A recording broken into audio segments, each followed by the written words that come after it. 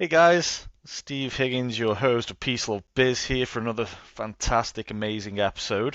And glad to have you all here today with Mary, who is surviving, um, barely, but we're clinging on to the seat of our pants with, I guess, the back end of tax season, which will be a tax season. But how are you, Mary? I'm doing okay. Yeah, I'm just getting through, taking a day at a time, taking Yeah, my own advice. yeah, I'm taking my own advice, which is hard to do because I like to just work, but my body is not into it right now. My body is really like, lady, we need a break. Well, it's ironic that we did last week's episode on how do you rest while working, and then all of the immense pressure has just kind of fallen on top of us. And it's like, oh Hmm. my gosh. Um, It's a good way to put it too. yeah, Like it just collapsed on top of us. Both of us were just physically. I'm physically ill from being so exhausted. So. yeah, and I'm just stupid because I was sick yesterday and then I decided to go and play basketball because, I'm a sadist apparently. This, I mean, but um, I think the first thing we really want to dive into, and today's topic is talking about shiny objects and shiny object syndrome and how detrimental it can be and how do you refocus. But the first kind of PSA that we wanted to broadcast is about people coming to us and saying, hey, where is my stuff? It's likely it's already there, you're just not looking for it. Mhm. Little common sense goes a really long way, and we don't need that negative energy on us. So Yeah. please go and try and find it yourself, or ask, in a nice way, not a accusatory way of It's a saying good where way to is my put it. stuff. Yeah. Yeah. Um. So if you've got monthly reporting, for example, and you don't know where it is, just ask. Hmm. Don't say, hey, I can't find this, you haven't done it, then, well, Yeah. it was done nearly 2 weeks ago, so, Um, Hmm. but yeah, that's a little PSA for everybody. Yeah. Um, we still have a week to go in Floridian tax season. Yeah. Um, if you guys still need help with taxes, like my friend did last night when I blocked and fouled him on the basketball court, which was funny, um, then you guys can just go to peacelovbiz.com, peaceluvbiz.com, send us a message, we'll take care of you, and it's never too late. Well, it kind of is too late sometimes to file taxes, but you just be in trouble at that point. So yeah, get with us and we Hmm. can help you basically. Um, Absolutely. Mary? Oh, no, I said absolutely. Oh, Sorry. I'm I just, think I think I had a I'm glitch. this, oh, I'm this tired. Like, I think anybody listening or watching is going to be like, what is wrong with her? Yeah, this is me exhausted. Yeah, We're still doing it because, you got to show up and do what you got to do, but yeah. in There's an no, exhausted style. there's no crying in baseball, Mary. Exactly. There's no crying in baseball. Just Oh gosh. Okay. And which is ironic. Again, I keep saying that a lot lately. I need to figure that out. Um, I was talking today to somebody about hitting singles and doubles and not aiming for home runs because you've got to work on the technique and going through the process.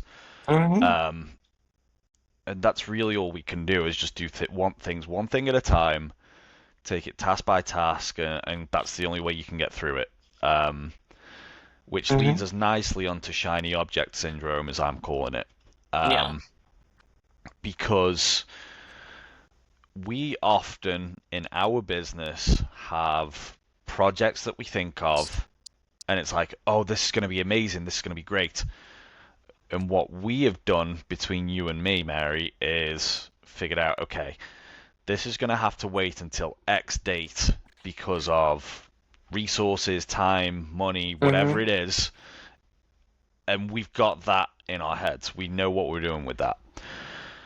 So, but other people, in our experience, and I'm thinking about one person in particular, sees the next project as the next big thing, and they focus so much energy and time into that that it is detrimental to their bottom line because what they were Absolutely. doing that works is put on the back burner. Hmm. So you, not to say that you're old, but you're older than me. You've seen more of this in business. So Hmm. is there anything that you've seen with us or with another company where you've realized that they were chasing too many ideas at once, um, and you've seen like a massive impact to their business, that we can Yeah, I think of? mean, there's it it's usually people that just want to be able to have things they can't afford, live beyond their means. So they're constantly creating other ways to bring in revenue, and they think that's the answer. And it's not. Like in business, you need strategic growth. You need, we have, you and I don't live any crazy lifestyle. We live within our means, but we want to do these things because we see how it can help grow our company and grow our clients' companies with what we come up with. These other people come up with stuff really that I've seen in my 15 years as being self-employed with my own company, um 30 years, working, is that people are usually coming up with it because they're trying to afford a lifestyle that they can't afford. Yeah, I didn't even think about that. That's wild. I've, Yeah. I've come up with this topic and I'm like, oh my god, I didn't even think of that part. Yeah. But I mean, that's so and right. that goes back to like every episode we constantly say, do what you love. I mean, do what you love. Yeah, like even with our different ideas that we have in that pipeline, it still all comes back to us having the right people in those places that do it. It's not like I'm going to be doing that stuff. I'm still going to be doing accounting. That's Yeah, it. Like, yeah, it's ours and it'll be our idea and our product or our, revenue stream, but it's not to afford some, it's not so that we can eat out 3 times a day or even once a day. It's that's a really big pet peeve of mine is people just not cooking at home, like needing to go out every day and eat. Like but that in and of itself, it's like, and the I, food is so bad for you. It's like there's nothing healthy about any of it. Olin, I told you what I did last week with my DoorDash Hmm. situation. I was exhausted. I was looking at DoorDash, and they were charging me an extra $40 for a $20 meal. It was coming out to $60 for one person. I'm like, yeah, we are not doing that. Yeah, And it's yeah, that was. insane. I mean, people get away with it because they are lazy and they do want to just not do what's best. Um, Hmm. you know, Well, you and go want. on vacations they can't afford, and do this. I mean, they're just live within your means. Like, Yeah. Well, to that end, though, if somebody is running a successful business, like how how and say they've got multiple arms and multiple services that they offer, like hmm how would they go about identifying? And I've been talking to a lot of people about this week. hmm How do they identify what service is actually the most profitable and makes them the most revenue? And what I've been kind of looking at is how do they get those either clients or how do they get that stream of income? Um, because you really want to pour gas or as in people in the UK that ever listen to this, or they want to put petrol on Hmm. on on what works because that's what's on fire. You want the biggest fire possible. Um, Right. But they've got to so know, like they can't just be dumping everything into sales. If they have multiple arms, they should be, having the accounting services categorizing that accordingly. So mhm. if you have a location in, Tampa, and then one in DC, and one in Las Vegas, and one in New York, for us, for example, then we have five different locations. We're looking at those five different areas. We're looking at, you know, you're looking at all that stuff, and then you're also expensing according to it. So you can see which is more cost effective. I remember in college, when I was doing when we were studying accounting, with marketing. Marketing is a huge part of this, and you know this because this is what you do. Is that now this is way back when. I don't know any more food prices because they're insane in the U.S. But once upon a time, like ketchup, mayonnaise, mustard, those were super cheap to make, but you made the margin up for the not making as much in beef by selling the condiments. In Huh, yeah. hotels, in hotels, um, most hotels, in the ones I worked in, the restaurant and bars come either close to breaking even and sometimes losing money. Like the very high end restaurants normally lose money. Well, why do they do that? Well, they provide it in the hotel and they make it up on the room end. So the rooms, I mean, I worked at a Ritz Carlton. The rooms can go for easily a grand a night. It doesn't cost the Ritz Carlton a grand a night for each room. The cost is like, I'm making up a number now, but let's say it's $200.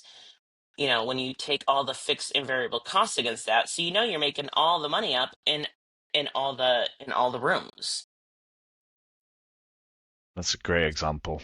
Um, So it may cost you to have a small location. That small location may be costing you, but it may be just the only reason why you're making money in another place so much because you have the availability of both. So long as one is compensating for it, great. But if it's literally not helping you grow, then there's your mistake. yeah. Um, and that's a great point because you want to put your energy into the stuff that's going to help you grow. And if it is that you're allocating resources to the wrong area, you're just going to stunt your growth. Essentially, like there's no other way of putting it, Well, really. I did it before you came along. I did it. I didn't have, and I didn't realize it. That's the worst part. Is like I mean, more. I needed you, obviously, but I needed more people that I could train to be more like me as well. And when Hmm. we did that switch on everything, boom, everything started to turn around. Yeah, I would say you were a lot less stressed, but then tax season hit. Um, Yeah, yeah, because yeah. really you were a different person, um, because of that shift in resource and yeah, we found what I would call mini Mary, almost. um, but okay, so we've identified that people need to focus on what works the best, but Hmm. how financially can you figure out? You mentioned about the accountant categorizing and allocating that in the right way Hmm. from a revenue perspective. What kind of how would people assess the profitability, like revenue versus margin, retention, and aligning it with long-term business goals? Well, I mean, you need to start with reviewing your financials, knowing where they're located. That That helps. does help. Um, you know, it, and listen to, I mean, we let people know, listen, you're not on point with this, or this is not effective, or, you know, when we review the financials, listen to us. We kind of know what we're doing, you know. I think that's really important. They want to be looking at, the other thing is, we, for whatever reason, this is popping in my head, but you have, well, okay, so we have a lot of foodies on our clients. We also have a lot of med spa stuff. And the med spa, of course, salons, the But dermatology, all that, butt lifts. they, butt lifts, they sell product as well. So they sell lotions and they sell vitamins and they sell those products. This time more than ever, people need to be aware of what's going on. Tariffs, people, tariffs. Let me explain tariffs really simply. Um, we are paying tariffs every time President Trump says, well, now the tariff's going to be 145%. And then China goes, oh, well, yours is going to be 175%. When China says we're paying more, you are paying more. You, the American consumer, business person, when you're ordering your product from other countries and you receive it, that product now has 175% tax on it. It is literally killing small businesses right now. So that's where this is super important on really knowing what's working, because things are not going to be cheap unless it turns around. Yeah, I know. Okay, we're not going to tax this. Now we are going to tax this. We're not going to tax this. Now we're going to tax something. Listen, uh, tariffs do not solve the problem. I literally paused a minute because in my head I was saying it in Spanish, and then I realized that I couldn't say it in Spanish because nobody would understand. Well, not everybody, but most people would be like, "What is she talking about?" Yeah. So yeah, but I Uh, mean, that's one well, thing. With there was a guy in New York City.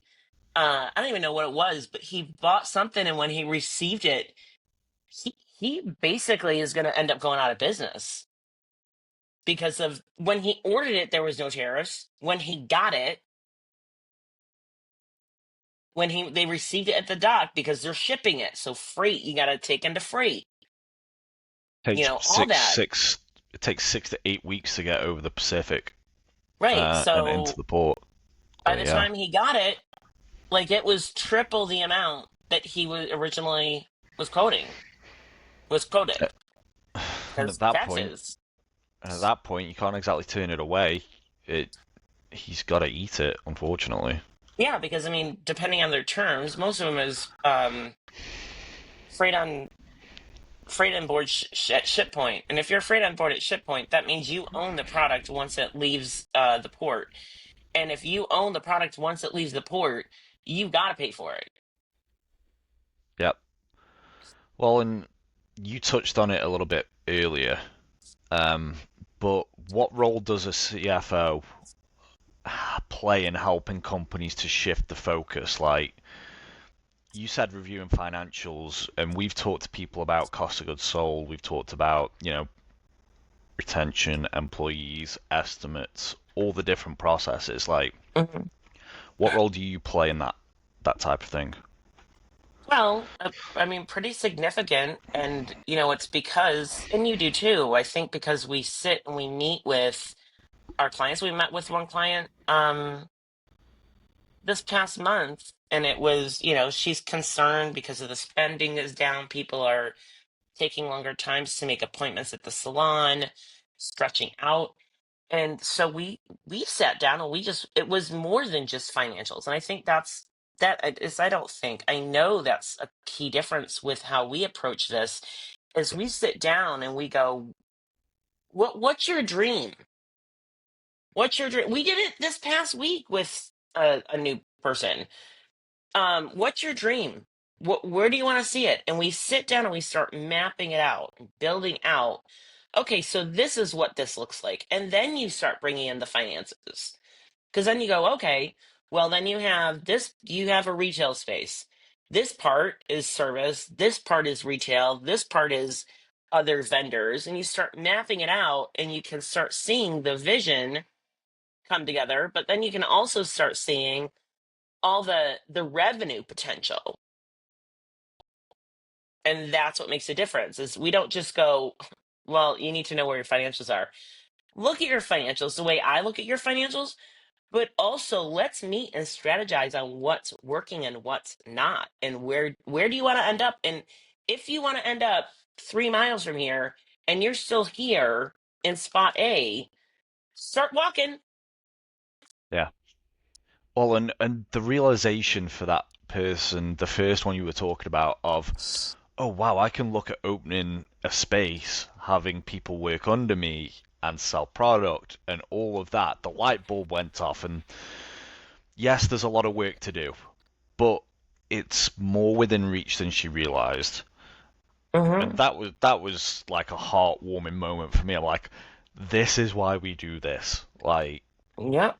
when we get there, obviously, if we get there, because there's a lot to do, but it's not all doom and gloom with No. numbers, and that's why I love what we do. I tell people every day that I get to be really creative in what I do, which seems to be unique for an accounting firm. Mm-hmm. Um,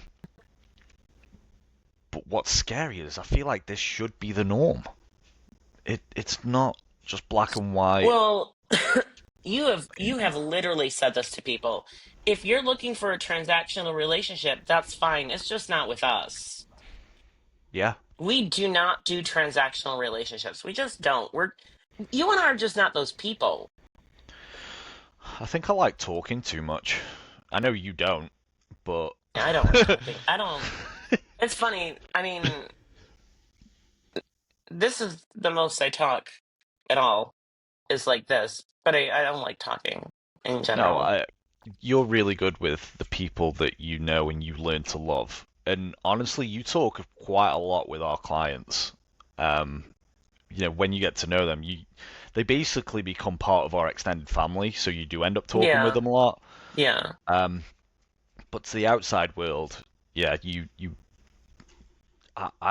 I've been told that I'm an outgoing introvert, which is kind of Yeah, a funny. lot of people think I'm an extrovert. I thought I was an extrovert. I'm not. I'm a total introvert. Yeah, I think I Total am an introvert. extrovert. I think I have to be an extrovert, but I also know when I need my time to kind of step back and go. Um, but that's a really good point that we look at, and that's why we call ourselves the holistic accounting firm, because we do Mm-hmm. look at the entire picture for the business. It's Mm-hmm. not just the accounting. Um, so once we've strategized. Well, I guess that's the next part, is how do we strategize? What type of things are we looking at? To me, we're looking at time. We're looking at, do we have to expand the team? Do we need different marketing? And we've just done it ourselves. We were looking at some Mm-hmm. different avenues, and I finally got a Kayla, so I'm really excited about that. Um, Mm-hmm. I I might start growing my hair again. I don't know.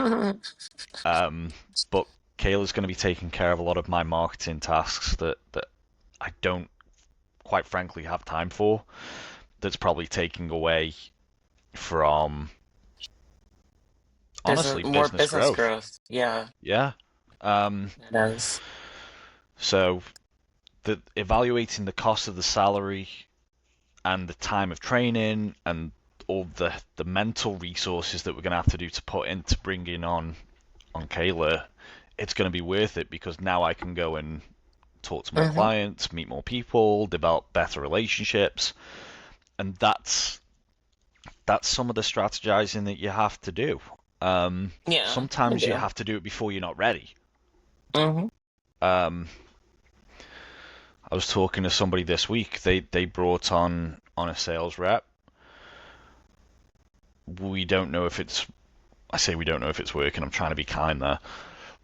We don't think it's It's not working. working. It's not working. um, Look at me trying to give somebody the benefit of the doubt. Who knew? Um, Hmm. but essentially, it was okay.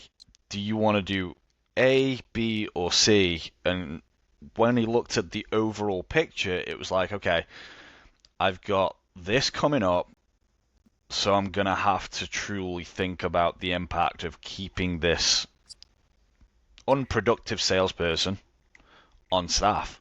Like, and that's the harsh reality of it. Um, The thing is, in business and personal life, it's hard making those. It is very hard in general for people to make hard decisions. But do you want an easy life or do you want a hard life? Because making hard decisions will give you an easy life. yeah, absolutely. It will give you an easy life. Like, I am stressed because of some things going on, but I'd rather feel sick for a couple days than be miserable for 6 months. So what? I mean, the same thing. Would you rather entertain this person because you like them? Dude, if you die tomorrow, they don't fucking care. They'll That go get another job. salesperson does not care if you drop dead tomorrow. Yeah. So why would you entertain employing somebody who's not doing the job? To It's me, not worth I it. agree. The other thing is, people delay these decisions because they are too emotionally invested.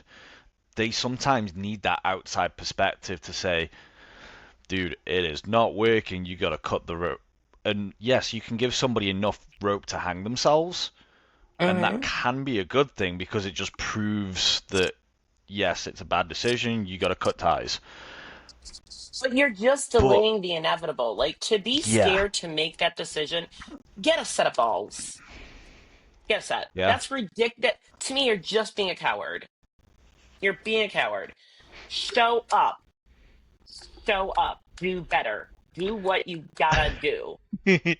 I think that's a little harsh, personally. I agree that they've just got to do it, but to me, the emotional part of it, of caring too much about the people to the detriment, I know that that's me, but I also know that, and you've seen me just Mm-hmm. completely execute and cut the cord.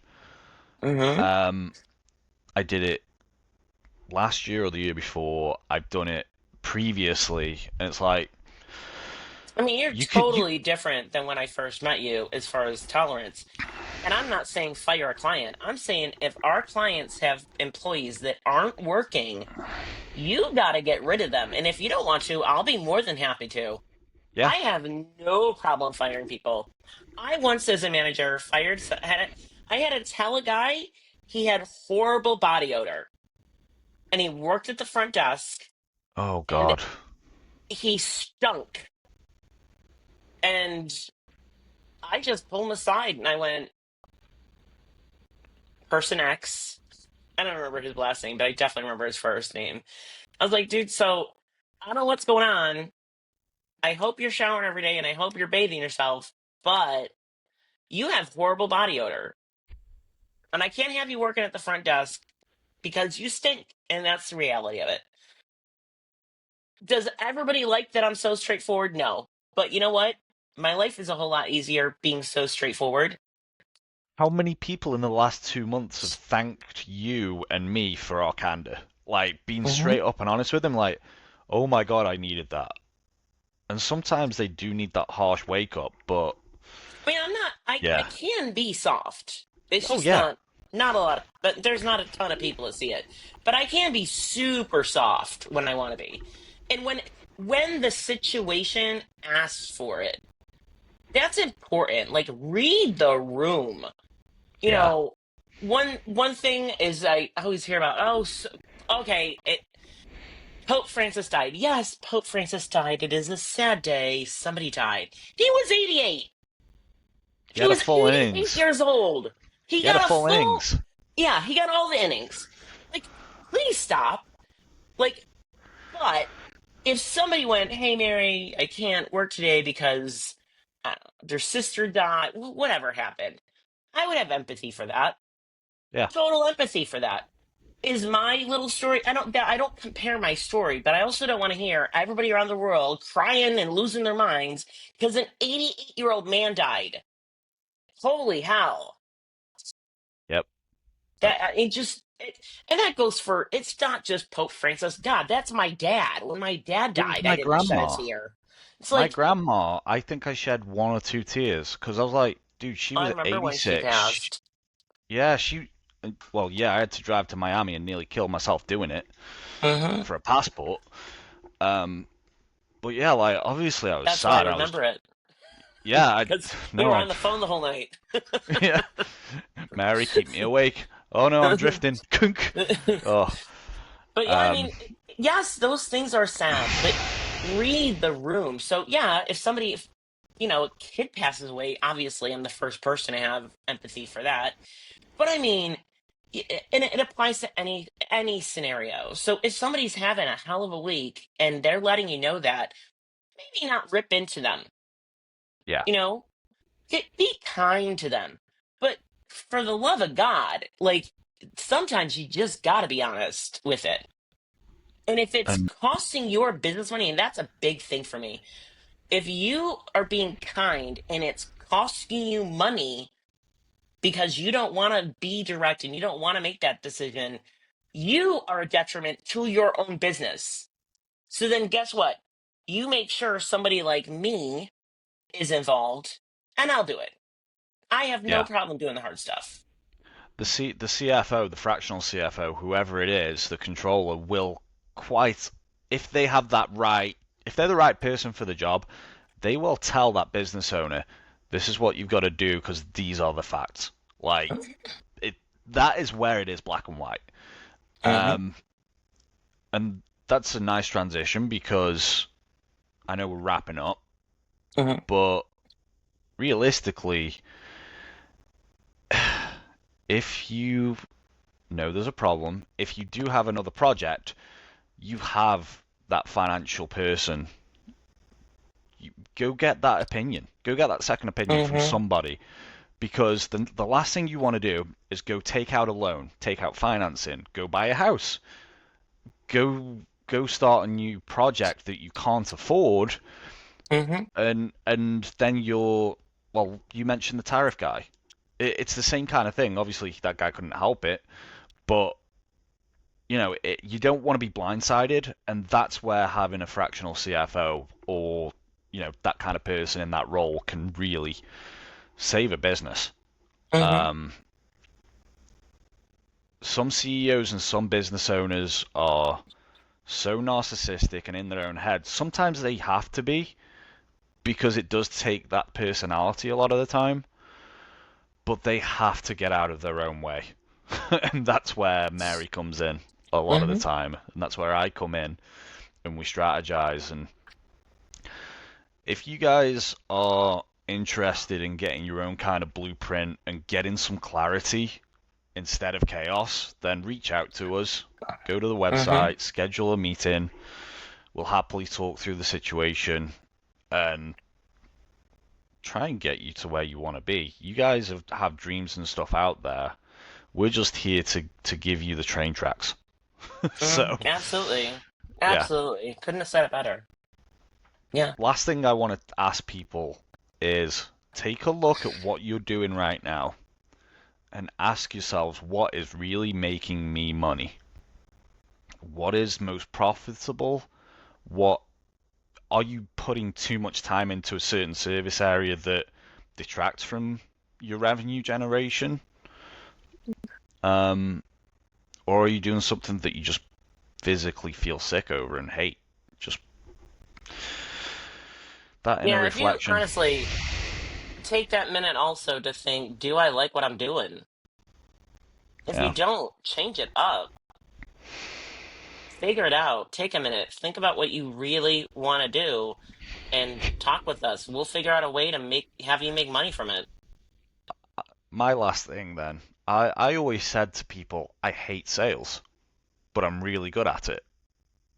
And what I literally just realized is that I'm no longer doing sales, even though my main goal is revenue generation, because I'm developing relationships. I Mm-hmm. am finding people that want to work with us, and I'm not selling. People come and buy from us now, essentially because Yeah.